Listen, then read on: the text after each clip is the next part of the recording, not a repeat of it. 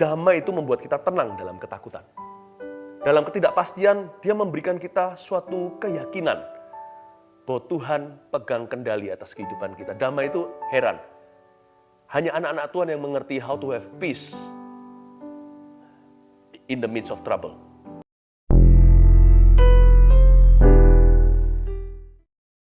What a wonderful name. Menyebut namanya saja, hati sejahtera. Nama di atas segala nama, manis benar. How sweet thy name is, Lord Jesus. There's no one like you. Only to you we pray. Our praise we lift up only unto your holy name. Makasih Tuhan, Engkau nyata dalam kehidupan kami. Dan kami percaya kepadamu. Kami mengasihimu. Terima kasih Tuhan Yesus. Masuk lebih dalam, semakin tenang hati ini. Jangan tinggalkan ruang doa ini sebelum Anda dan saya menemukan damai sesungguhnya, sebelum kita memperoleh damai sejati, damainya Yesus. Jangan tinggalkan ruang hadirat ini. Sampai terjadi terobosan dalam jiwa kita seperti sesuatu terlepas. Lebih dari perasaan, sebuah kesaksian roh Allah di dalam diri kita. Bahwa everything will be beautiful in His time. Semua akan menjadi indah tepat pada waktunya. Buka Alkitab bersama dengan saya. Di Taman Getsemani, Matius 14. Tuhan bawa kita masuk dalam pergumulan jiwa dan Tuhan tidak mau kita sendirian. Tuhan pernah di sana. Getsemani bukan sebuah lokasi saja, tapi sebuah pengalaman Tuhan Yesus mengeluarkan peluh hingga peluhnya berdarah. Ayat yang ke-32, lalu sampailah Yesus dan murid-muridnya ke suatu tempat yang bernama Getsemani. Kata Yesus kepada murid-muridnya, duduklah di sini sementara aku berdoa. Dan ia membawa Petrus, Yohanes, dan Yakobus sertanya. Ia sangat takut dan gentar. Ayat 33. Ternyata Yesus juga pernah merasakan takut dan gentar yang Anda rasakan. Tuhan Yesus pernah merasakan gentar, gelisah yang kita alami. Saya sangat bersyukur punya Yesus sebagai Tuhan. Karena Tuhan itu bukan hanya maha mampu, maha kuasa, tapi Dia juga maha mengerti. Karena di mana saya berada hari ini, Dia dulu ada di situ. Tanah di atasnya saya berjalan, Tuhan pernah jalan di sana. Semua pergumulan Dia kenali satu persatu. Jadi nggak ada satupun hari ini dokterku, tabibku, dan tabibmu ini tidak mengerti penyakitmu dan penyakitku. Tuhan sangat paham. He walked where we walk, where we are walking now. He stood where we are standing. Dia berdiri di tempat di mana kita berdiri hari ini. Dia mengerti. Sang tangan berlubang paku itu sangat memahami. Ia pernah takut dan gentar. Tapi dari sini kita belajari bahwa ternyata damai sejahtera itu bukan berarti absennya rasa takut dan gentar. Damai sejahtera itu justru akan melampaui rasa takut kita. Karena itu, jangan tinggalkan ruang doa ini bersama dengan kami. Sebelum Anda merasakan damai sejahtera, sebelum ada sesuatu terlepas, sebelum Anda dan saya mendapatkan damainya Yesus. Ya, saya kasih judul aja pesan yang saya berikan, damainya Yesus. Ternyata Yesus ini tetap damai di Getsemani, sekalipun beliau takut dan gentar. Jadi, damai sejahtera bukan berarti absennya ketakutan. Lalu katanya kepada mereka, ayat 34, hatiku sangat sedih seperti mau mati rasanya. Tinggallah di sini dan berjaga-jagalah. Yesus bukan takut mati, bukan takut paku. Yesus takut separation atau perpisahan dengan Allah Bapa, dengan Bapanya di sorga. Karena Dia dipisahkan karena kita, karena dosa kita dan pelanggaran kita. Hatiku sangat sedih seperti mau mati rasanya, sebentar lagi Dia akan dianiaya. Sekali lagi, kita bisa sekarang berada dalam problema, hati ini bisa gelisah, perasaan bisa gelisah, tapi hati damai sejahtera. Aneh ya, perasaan kita bisa gelisah. Perasaan itu bukan segala-galanya. Hati itu milik Tuhan, perasaan itu ciptaan. Jadi perasaan kita bisa gundah gulana, hati tetap damai sejahtera. Makanya Paulus berkata, damai yang melampaui akal budi. Bukan berarti kalau kita diberikan damai itu hilang semua ketakutan. Tapi damai itu membuat kita tenang dalam ketakutan. Dalam ketidakpastian, dia memberikan kita suatu keyakinan bahwa Tuhan pegang kendali atas kehidupan kita. Damai itu heran. Hanya anak-anak Tuhan yang mengerti how to have peace in the midst of trouble. Nah, kita lihat di ayat 35, ia maju sedikit merebahkan diri ke tanah dan berdoa, supaya sekiranya mungkin saat itu lalu daripadanya, katanya, ya Aba, ya Bapa, tidak ada yang mustahil bagimu. Ambillah cawan ini daripadaku. Tetapi janganlah apa yang aku kehendaki, kata Yesus, melainkan apa yang engkau kehendaki. Nah, inilah kunci. Kata kuncinya damai di hati itu Bapa Sorgawi ternyata. Kalau kita mau pelajari dan tangkap damainya Yesus waktu di Getsemani, nggak bisa terlepas dari hubungannya yang intim dengan Bapanya di sorga. Ya, karena Yesus berkata di sini, ya Aba, ya Bapa. Itulah fondasi damai sorgawi. Kita tahu bahwa kita punya Bapa yang peduli. Bapa yang Maha Kasih, Yohanes 3 ayat 16 berkata, karena begitu besar kasih Bapa ini kepada dunia, dia memberikan bahkan putranya tunggal, Yesus Kristus anak Allah, dan mati bagi kita supaya barang siapa percaya kepadanya tidak binasa melainkan beroleh hidup yang kekal. Gak bisa kita damai-damaian atau perasaan damai yang semu kalau dari positive thinking semata-mata. Kalau kita hanya meyakinkan diri sendiri everything will be alright. Damai seperti itu cepat sekali goyah. Damai itu harus berakar kokoh dan dalam-dalam di dalam hubungan kita dan pengenalan akan Bapa di sorga. Berseru ya Aba, ya Bapa itu saja sudah mendatangkan damai sejahtera. Kita langsung tahu kita siapa. Kita ini anak, dia itu Bapa. Dia adalah ayah yang bertanggung jawab atas kita. Dia adalah ayah yang sangat care atas hidup kita. Ya, kalau kita seorang anak kecil, kan kita lihat waktu kita masih kanak-kanak, orang tua kita itu apalagi papa ya kan, jikalau kita punya papa yang protektif, kita rasa aman. Dulu waktu kita masih kanak-kanak, papa kita, ayah kita itu larger than life. Lebih besar dari kehidupan bahkan. Padahal mereka hanya manusia biasa. Kalau kita berada di tengah-tengah mereka, problema rasanya sudah ada solusinya. Semua gampang, papaku yang akan atur. Semua ada ayah. Tidak semua orang punya figur papa demikian sih, saya ngerti. Saya bicara tentang keluarga yang baik-baik contohnya, sebagai ilustrasi. Apalagi Bapa Sorgawi. Kalau manusia itu terbatas, waktu kita kecil, kita melihat papa kita bagaimana, nanti waktu kita besar kita baru mengerti papa kita ternyata juga manusia biasa. Kita nggak akan pernah mendapat pewahyuan demikian tentang Bapak Sorgawi. Nggak akan pernah kita itu sampai satu titik dan berkata, ternyata dia biasa-biasa. Nggak pernah. Ayah jasmani, ayah duniawi. Bisa kita suatu hari menyadari, ternyata mereka juga daging dan darah seperti kita, tapi Bapak Sorgawi nggak bisa. Sampai kapanpun kita nggak bisa melampaui dia. Jadi berseru Aba dan Bapa, itu mendatangkan damai sejahtera. Tahu bahwa bukan hanya dia caring atau mencintai kita, tapi dia itu maha kuasa. Nah kalau kita serahkan hidup ke tangannya itu aman. Sekalipun kita nggak tahu besok bagaimana, tapi kita tahu kepastian bahwa dia pegang hari esok kita. Itu dia. Jangan apa yang aku kehendaki melainkan apa yang kau kehendaki, terjadi pergumulan jiwa. Yesus dengan Bapa. Yesus seperti berkata, kalau bisa ini berlalu deh. Tapi biarkan kehendakmu yang jadi. Jadi ada suatu serah terima dengan Bapaknya. Ada sebuah interaksi ilahi. Nah ini interaksi, ini yang saya mau sarankan untuk Anda. Cara berpikir demikian tentang Bapa dalam hubungannya dengan hidup Anda dan saya. Oke? Mengapa kita harus merasa damai sejahtera dalam hubungan kita dengan Allah? Gampang. Oke? Satu, Anda catat aja. Ini damainya tidak terletak, dadunya tidak pada kita. Oke? Kuncinya pada Bapa. Kita ini pemain minor. Tuhanlah, Bapaklah pemain mayor.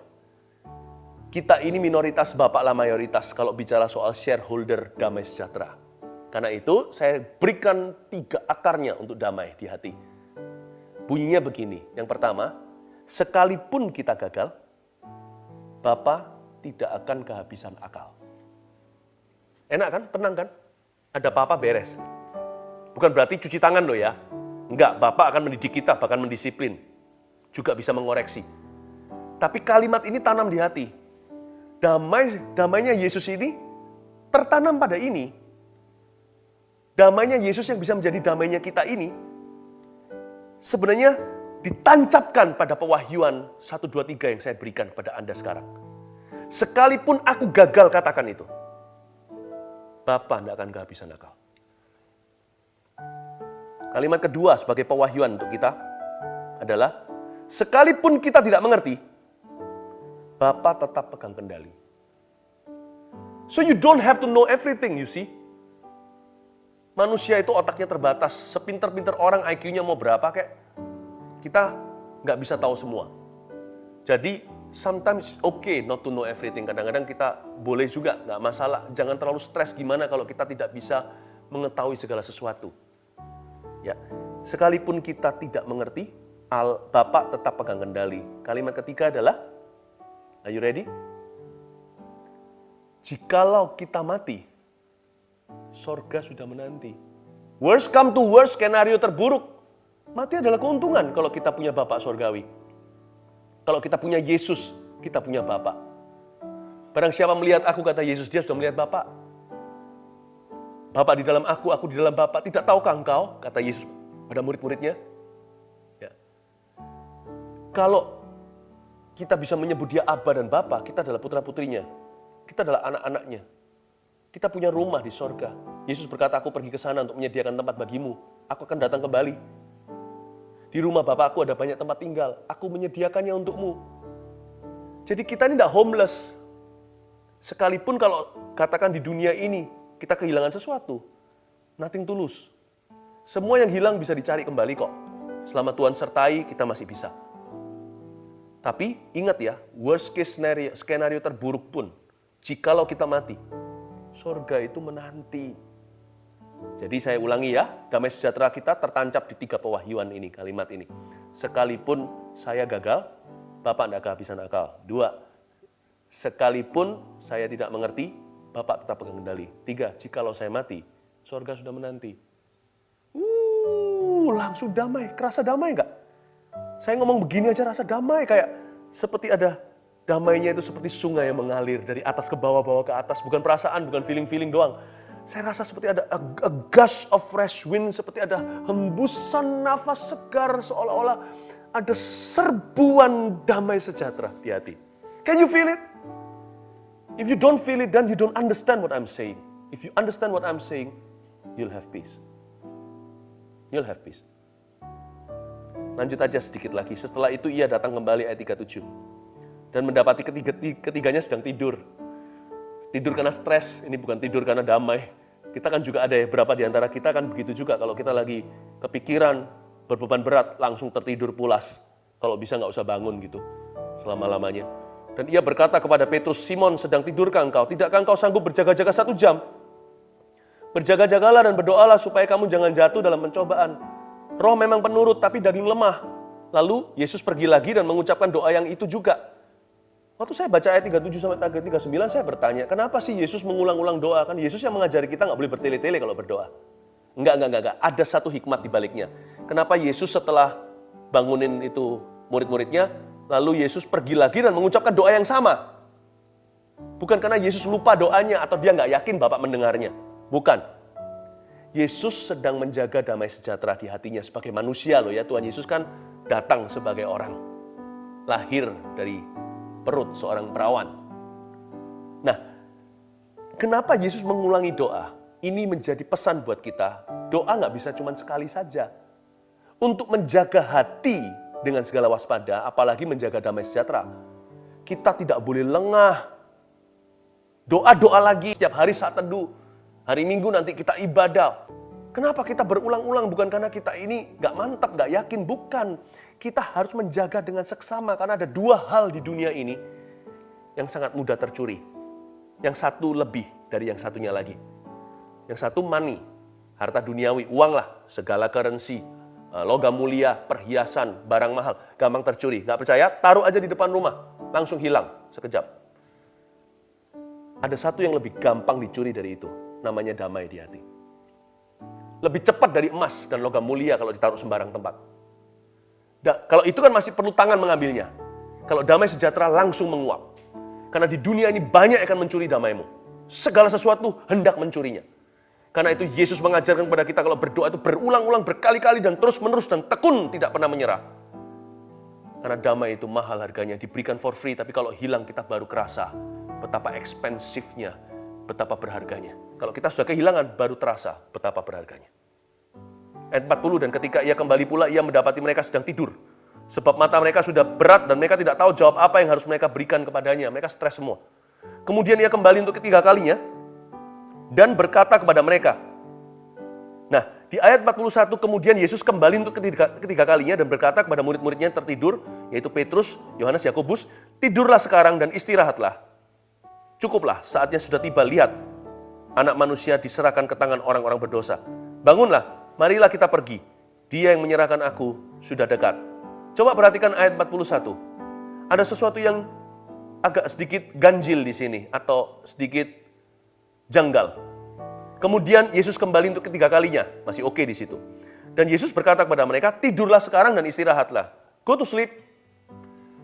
Lalu belum lewat satu kalimat baru titik, istirahatlah titik. Langsung Yesus berkata cukuplah dan dibangunkan. Alkitab ini singkat halaman. Tapi kalau kita baca dengan hati yang mengenal Tuhan, kita mengerti bahwa ada sebuah kejadian. Yesus berkata tidurlah sekarang dan istirahatlah. Lalu sebelum berkata cukuplah, di antara itu ada mungkin jeda waktu 1-2 jam. Nggak mungkin kan seorang ayah berkata sama anaknya, udah kamu bobok dulu. Baru dia, oke pak, bangun. Beda 1 titik doang. Kan nggak begitu kan? Jadi kita perhatikan lagi, kita baca lagi, tidurlah sekarang dan istirahatlah kata Yesus. Murid-muridnya nggak mau berjaga-jaga sama dia. Yesus lagi sangat-sangat bergumul di dalam jiwa. Tapi murid-muridnya nggak bisa tolong dia. Nggak bisa ringankan beban. Ya sudah deh, tidur aja nggak apa-apa, kata Yesus kepadanya. Baru diberitahu tidur sekarang dan istirahatlah, lalu ada kata cukuplah, Yudas sudah datang. Dia segera diserahkan, lalu dianiaya dan disalibkan untuk kita. Nah, apa maksudnya? Waktu Yesus berkata tidurlah dan istirahatlah, ketiga muridnya di situ, dia tetap di sana. Sebelum berkata cukuplah 1-2 jam kemudian, Yesus bisa tunggu murid-muridnya tidur pulas dulu. Bayangin, Yesus bisa nina bobokkan mereka. Padahal Yesus tahu sebagai anak Allah barusan dapat pewahyuan waktu sembayang.